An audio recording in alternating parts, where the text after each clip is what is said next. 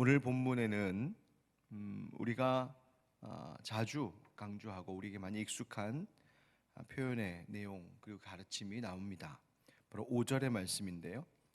경건의 모양은 있으나 경건의 능력은 부인하니 이 같은 자들에게서 네가 돌아서라 하신 말씀입니다. 경건의 모양만 있다는 것은 형식적인 신앙생활, 겉모양만 그럴싸해 보이는 그런 신앙생활의 태도를 지적하고 있는 표현입니다. 즉 껍데기만 있고 알맹이 속은 텅 비어 있는 것입니다. 이것은 예배 또 교회 활동에 있어서 형식적인 것만을 강조하는 것과 관련이 있고 또 목회자, 종교 지도자들과 같은 이들에게는 이 목회자의 일을 그저 하나의 직업 정도로 여기는 그와 같은 태도와도 연결된다고 볼 수 있겠습니다. 경건의 모양이 경건의 능력보다 앞서고 정작 경건의 능력은 알지도 못하고 믿지 못하고 없다는 것을 비교 또 설명하기 위하여 바울은 얀네와 얀브레라고 하는 두 이름을 소개합니다. 성경에 이 두 이름이 나오진 않습니다. 다만 이들은 유대 민간 전승에 나오는 그런 이름들이어서 바울이 그것을 예로 마치 설교의 예화 쓰듯이 예로 들고 있는 겁니다. 그 전승에 따르면 모세가 바로 앞에 서 있을 때 바로가 불러서 모세와 대결하게 했던 애굽의 술객들, 애굽의 마술사들의 이름이 바로 얀네와 얀브레였다 합니다. 여러분, 그들이 모세와 맞서 무엇을 했습니까? 모세가 하나님의 지팡이로 뱀이 되게 할 때에 그 기적 앞에서 애굽의 술객들인 이 사람들도 그 일을 똑같이 흉내냈습니다. 모세만 한 것이 아니라 애굽의 술객들도 똑같이 지팡이 갖고 뱀 만듭니다. 그런데 겉모양만 같았습니다. 모세의 뱀이 그들의 뱀을 삼켜 버렸습니다. 즉 그들에게 흉내가 내는 모양은 있었지만 이길 능력은 없었다는 이야기입니다. 여러분, 경건이라고 하는 말이 무슨 말입니까? 헬라어에서 이 경건이라고 하는 말은 하나님을 믿는 그 믿음을 의미합니다. 즉 하나님을 믿고 하나님을 사랑하는 태도입니다. 마음의 중심입니다. 겉모양의 문제가 아닙니다. 기독교가 기독교 될 수 있었던 것, 그리스도인이 그리스도인 될 수 있었던 것은 그 모양 때문이 아니라 지금까지 하나님을 믿는 믿음 속에서 경험하고 나타나는 그 능력 때문이었습니다. 하나님을 온전히 믿고 따르며 사랑하는 바로 거기에 그 중심에 하나님의 능력이 나타나는 바로 그것입니다. 주님의 말씀 그대로 순종하고자 할 때, 명령대로 주님 배워 주님 본받아 사랑하고 용서할 때 거기에서 영적인 능력이 나타나는 것이죠. 주님만 의지할 때에 세상의 병든 것들을 치유하고 회복시킬 수 있고 삶을 변화시키고 사회를 변화시키는 그런 능력, 바로 경건의 능력을 이야기하는 겁니다. 그런데 바울은 오늘 본문에서 그런 능력은 실제로 없으면서 그저 기독교 형식적인 요소로만 마치 참 교회, 참 그리스도인인 것처럼 나타나는 그런 사람들이 이 시대에 있다고 지적합니다. 바울의 시대만 그런 것이 아니라 지금 우리의 시대에도 다를 바가 없습니다. 먼저 우리가 오늘 본문 속에서 생각해 볼 것은 나는 과연 경건의 모양만 가진 자인가 아니면 나에게는 경건의 참 능력이 있는 자인가를 스스로 돌아봐야겠습니다. 여러분들은 참 그리스도인입니까? 아니면 그저 흉내만 내고 있는 거짓 그리스도인입니까? 또 우리 교회도 생각해 봐야겠습니다. 우리 교회는 경건의 능력이 있는가? 겉모양만 그런 것은 아닌가? 정말 우리 하늘빛 광성교회가 참된 이 시대의 교회의 모습인가? 그저 간판만 이름만 달고 있는 그런 교회는 아닌가? 더 나아가 생각할 것은 우리의 주변에도 그저 경건의 겉모양만 가지고 우리를 미혹시키는 것들이 없는가 돌아봐야 되겠습니다. 지금 사회에서 코로나와 관련해서 이 사회에서 지금 일어나고 있는 일들, 끝없이 정말 터져나오는 기독교 교회와의 이 관련된 어두운 모습들은 결국 경건의 능력이 없는 겉모양만 가진 교회와 그리스도인 되었음을 드러내는 우리의 부끄러운 문제점들일 것입니다. 여러분, 왜 이런 문제들이 자꾸만 일어나는 것일까요? 오늘 본문 1절에 보면 우리 1절 한번 같이 읽어보실까요? 시작. 너는 이것을 알라. 말세에 고통하는 때가 이르러. 아멘. 바울이 로마에서 순교하기 전까지 로마의 감옥에 있으면서 거의 마지막으로 기록한 편지가 바로 이 디모데 후서라고 하는 점을 감안한다면 지금 바울이 이렇게 명령하고 있는 이 말의 무게가 얼마나 엄중한 명령인지를 생각해 볼 수 있습니다. 너는 이것을 알라. 정말 알라는 것이죠.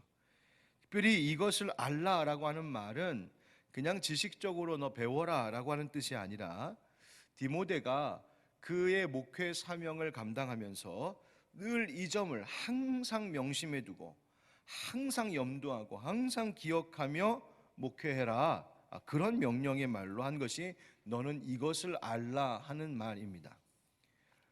무엇을 알라고 합니까? 말세에 고통하는 때가 이른다. 여기서 말세는 바울이 살고 있는 그때이기도 하고 예수님이 승천하신 이후 지금 우리가 살고 있는 이 시대까지도 말세라고 하는 그 시간의 영역 속에 있는 겁니다. 이 말세에, 지금 우리가 살고 있는 이 시대에 고통하는 때가 있을 것이다.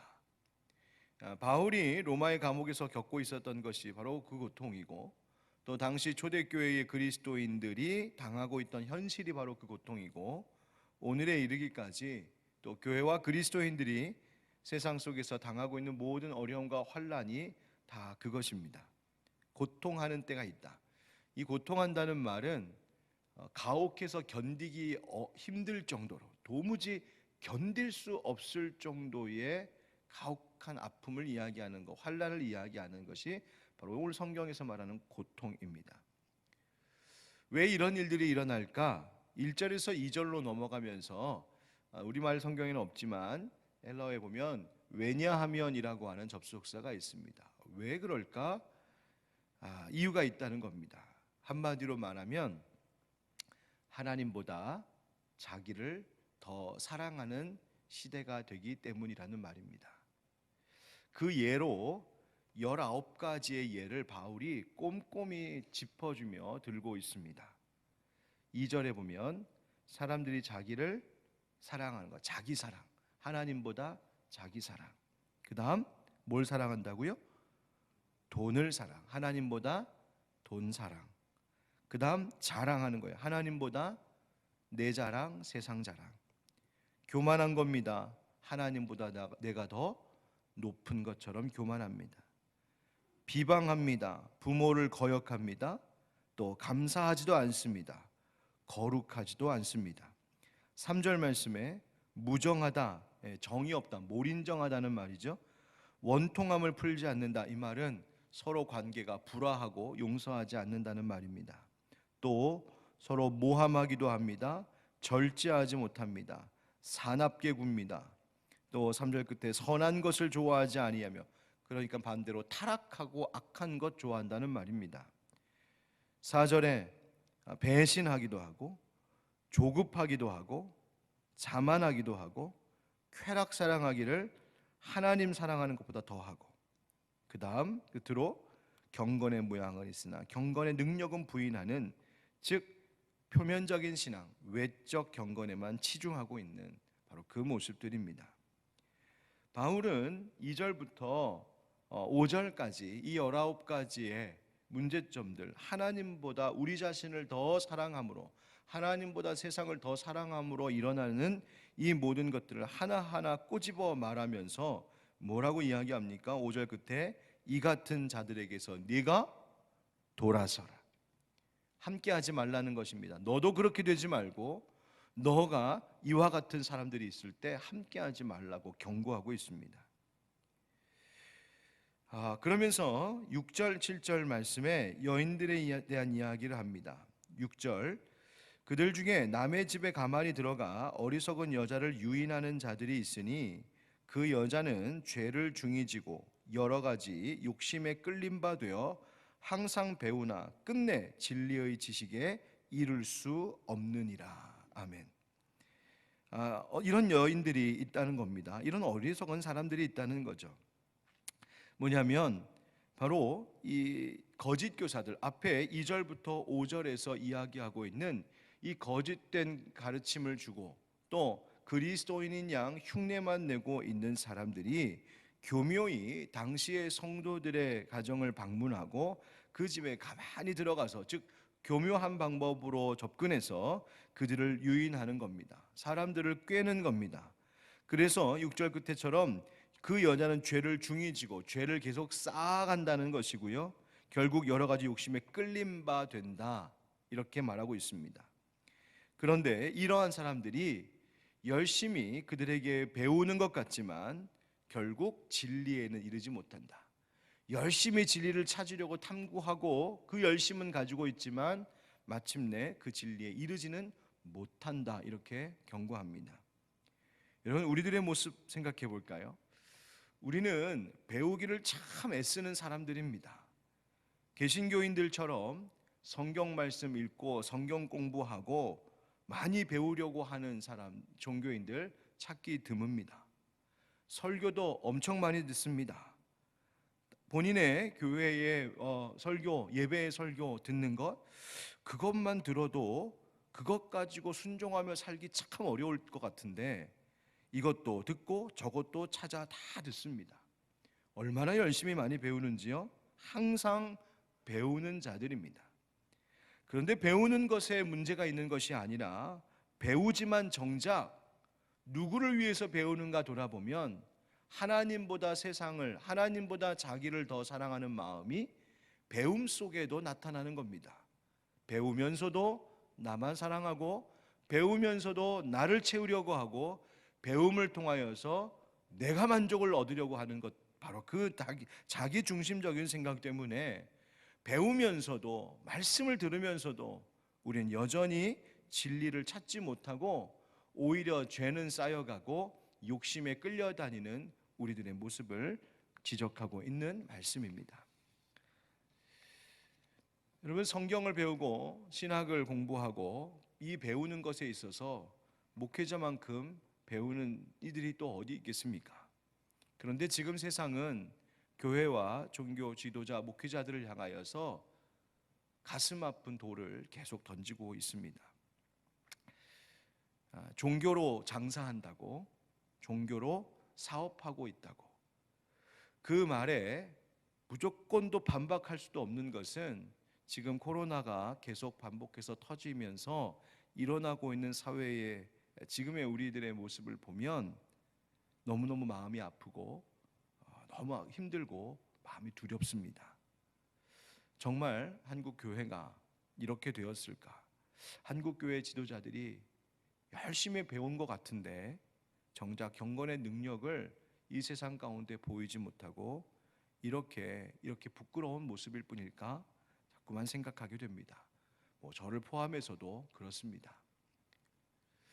이러한 세상 속에서 성도들의 마음이 어떨까? 오늘 새벽에도 말씀 들고 나오기 전에 한참을 생각하고 또 아파했습니다.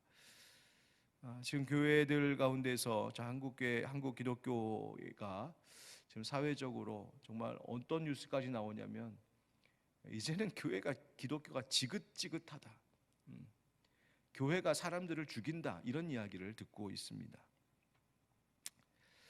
이럴 때 어떤 말을 해야 되고 어떤 마음을 가져야 할까?